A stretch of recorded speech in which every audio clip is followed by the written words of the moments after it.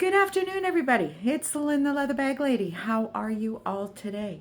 It is Thursday today. It is 25 after 12, and I am doing this video for the second time because my favorite blue sweatshirt has got stains all over it. So I'm not sure what was in the wash because I certainly did not put those stains on it myself.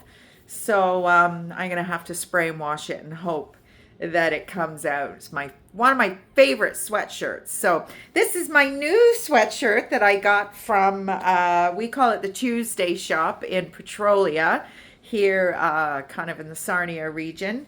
And yes, they are like a discount store, and every Tuesday they open up fresh for the week with all kinds of deals and whatnot. So this is the latest acquisition, 14 bucks or something, I think it was.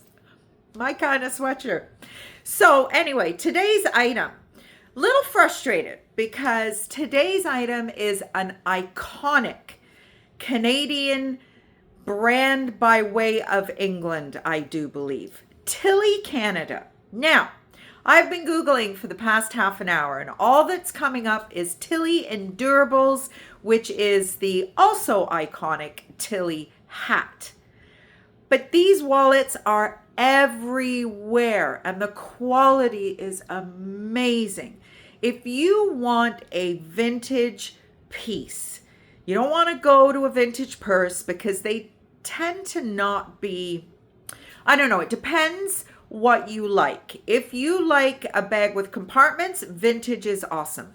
If you like a smaller bag, vintage is awesome. If you like a unique quality made bag, vintage is awesome. If you want a funky looking large tote style bag, depends how vintage you want to go. Because let's face it, people, 2005 right now is considered vintage by Etsy standards, which is 20 years or more. So for all you people that think 80s was like 5 years ago, I got news for you. It was like 45 years ago. So anyway, today's item is an absolutely gorgeous oxblood burgundy Tilley Canada coat/jacket wallet. So these wallets went in the inside pocket of your gentleman's sport coat, your coat, and this is a bit of an iconic color for them. This was a huge color last year. This oxblood, burgundy, maroon, whatever you want to call it. And the leather is soft. It's gorgeous. I cannot find anything. Maybe I need to research Tilley UK because I think this is an extension of Tilley Great Britain or UK. I'm not sure. It's just so frustrating because this is an iconic brand. I have 30, 40, 50 Tilley wallets, and to not be able to give you any history on it, you know that pisses me off because I am so all about sharing brand history with you so that when you pull this beautiful iconic piece out of your wallet or out of your briefcase, your book bag, whatever, it's going to say something. And wouldn't you like to be able to say something on its behalf? That's what this whole history piece is for me, which I've kind of gotten away from a little bit with all the boo-hoo shit that's been going on in my life for the past 6 months. But we are going to get back to our history pieces. We are going to get back to our history of fashion. We are going to get back to our history of purses, wallets, coin, vestibules, I want to say. That's a ridiculous word. But yeah, it's we got to get back to the whole reason this channel started in the first place, and that was to provide you with amazing leather goods and hopefully a little bit of history so that you can share your knowledge with your beloved friends, family, whatever the case may be. So when you open this beauty up, look at all the loveliness that you have. Now, One side seems to be a little deeper in color than the other. Not mad at it at all. That's just, I mean, it is not stained or anything like that. It is consistent all the way through. You can see the difference in color from this to this. So I'm going to say that was intentional. You have a flap here. You have an ID slot here with your Tilley. Now, I'm hoping this is going to show up the way it's supposed to show up, because I did do the flipperoonie where you're supposed to be able to see it right way around on your screen. There is another section here, another section here, a section here. Look at all these card slots. And this was meant for stamps back in the day, or at least that's what I was told. Now, does this come out? No. Oh, it's just a little bit of a decorative element. I thought this might have been a pocket as well. It's not. That's where you kept your stamps. So I've aged this as a 1970s piece. And here you have a removable checkbook slot. I would put my receipts in there. Mind you, might not go in as smoothly as you want it to, but I'm sure all you lovely folks out there can find some kind of fantastic use for this little added piece. Even if you must take it out and use this as I bet you could probably get a decent sized phone in there actually. But these beautiful pieces were mainly carried by gentlemen. And like I said, on the inside of their coats or their jackets. This is a little big for a sport jacket wallet. But, you know, if you've got a tall gentleman, a big burly gentleman, their jacket may be big enough that this won't kind of make the front portion of it misshapen. I think that could probably be a bit of an issue if you were to put it in your suit jacket or sport coat jacket pocket. So that is today's Tilley Canada. I don't know if I showed you. Tilley, made in Canada, cowhide, genuine hide. Beautiful, beautiful piece. If you're not interested in doing the vintage thing whole hog, and, touched on that a moment ago, I understand that. But my daughter is, maybe not so much now, but back when she was, younger and still in high school, she absolutely loved, kind of accessorizing her kind of Miley Cyrus, Hannah Montana, knee-high, shin-high, silver Doc Marten boots with something really vintage. And she really rocked it. She did really well with it. She's kind of moved on from there, I think. Still appreciates vintage, but moved on a little bit from there. So today is, I don't know what today is. Auntie and I are going grocery shopping. Oh my goodness me. The salad stuff we go through. I have been doing my salad thing. It's been kind of upsetting my stomach a little bit. So I don't know.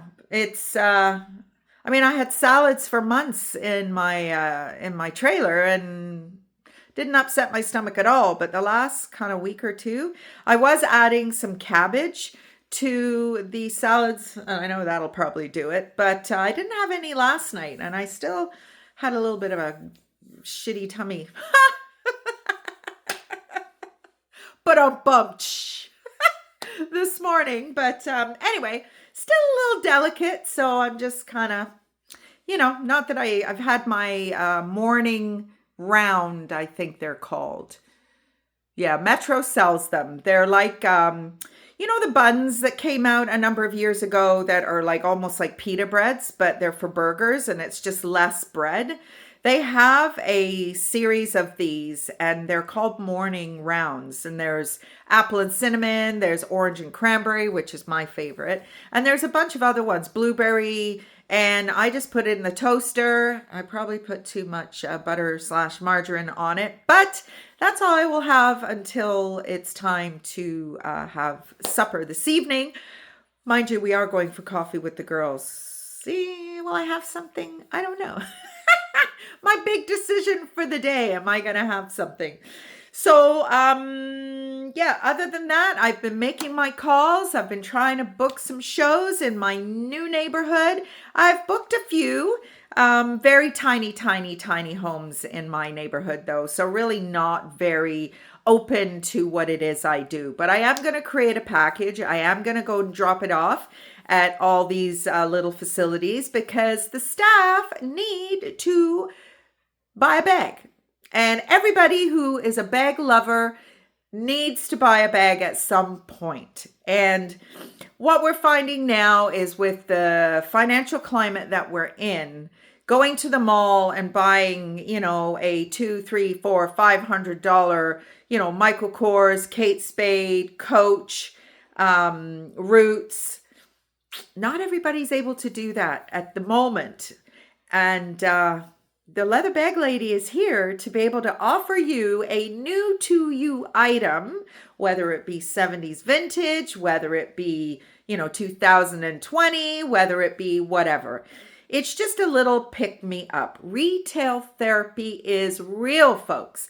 I might do a little history piece on retail therapy because if you ever watched the, what was the TV series about the store?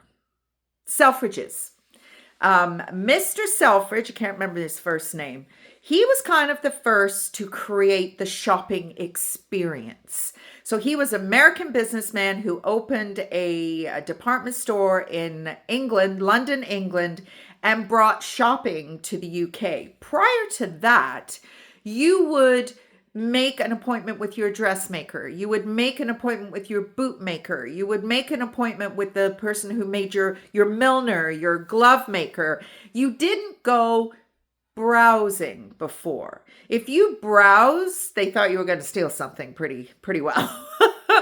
So Selfridges created the luncheon. They had the Palms, I think it was called, this most magnificent restaurant. If you can still get that program, I think it was Netflix. If it's still around on Netflix, I would encourage you to watch it. It is just the magnificence of the store itself, which is still there. The elevators, I think, are still original to the building. Obviously, the facade is still original to the building. But that whole story, it very much reminds me of the story about William Durant, who was the kind of originator of General Motors in Flint, Michigan. Somebody needs to make a movie about that story. Same kind of rags to riches, back to rags story. And it was a brilliant show.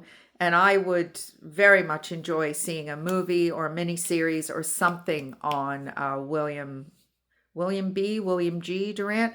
I've got Let's Make a Deal or something like that. I've got his book or a book, biography on him. William G. Durant, I think it is. And I've read it twice and I've made attempts to read it over again, but I keep getting waylaid. So why do I sneeze? Bless me. Oh my goodness. Why do I sneeze whenever I talk to you people? One's wish, two's a kiss. We're going to keep it at 2 because 3 is a disappointment. You hear me talk about that all the time. And then there's a 4, 5, 6 as well, which I don't know. Auntie knows it, but I don't. Anyway, everybody, have a great rest of the day. And I will see you tomorrow for Shop at the Shed. Bye.